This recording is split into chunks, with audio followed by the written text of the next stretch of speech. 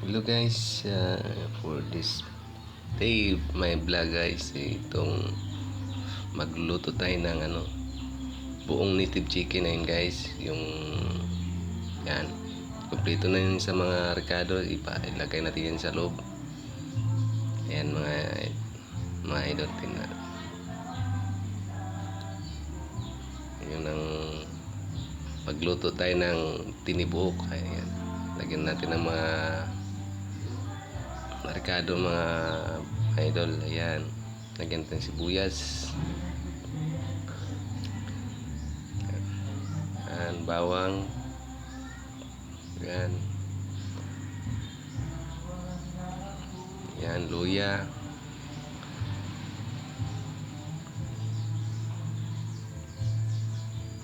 ito,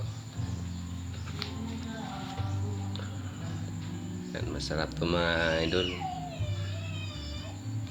Ayan, lagay natin yan sa loob lahat. Ayan,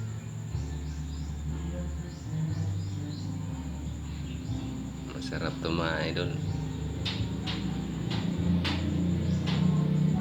Ayan, lagyan natin ng pampalasa, yun ang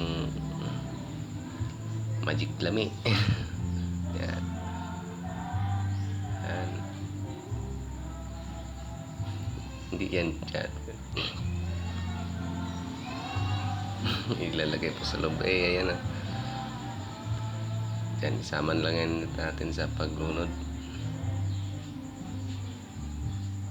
Yan. Okay na siya. Nandun na sa loob ulit yung mga rekado. Ayan. Basta lutuin natin siya ng buo. Yan. Yan. Lagay na natin yan. May kasama pang itlog.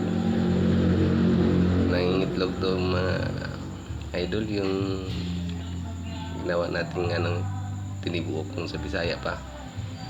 Yan, lagyan natin ng tubig.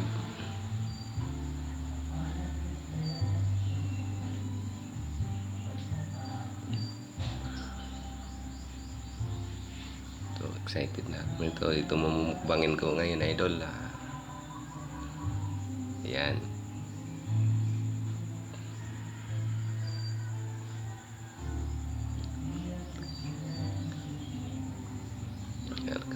Salang natin. Wow, sarap yan idol oh. Kita na yung tubig, konti lang yung sa bawah. Ayan. Ayan na. Parang di na tayo makapaghintay mga idol oh. Ayun. Kaya mamukbangan na natin to. Yan. Yan ang pinakamasarap. Yan ang mga laman loob niya mga idol, tsaka yung paa, tsaka yung itlog. Yan, kita nyo yung sabaw, ang sarap ng sabaw, naninilaw.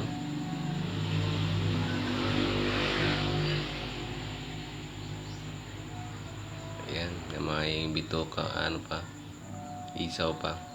Yan na. Sarap yan mga idol oh. Sausaw natin sa sasawan.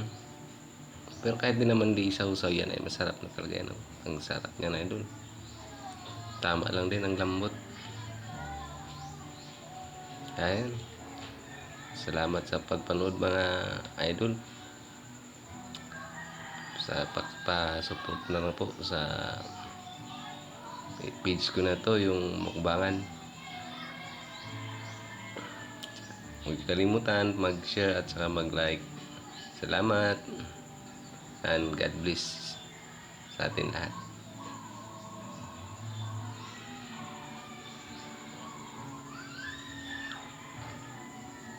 Sarap yan idol, sausawan.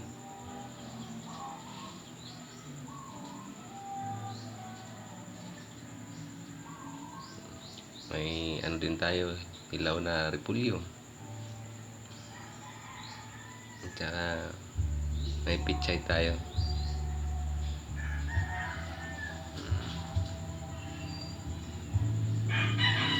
Sarap yan idol.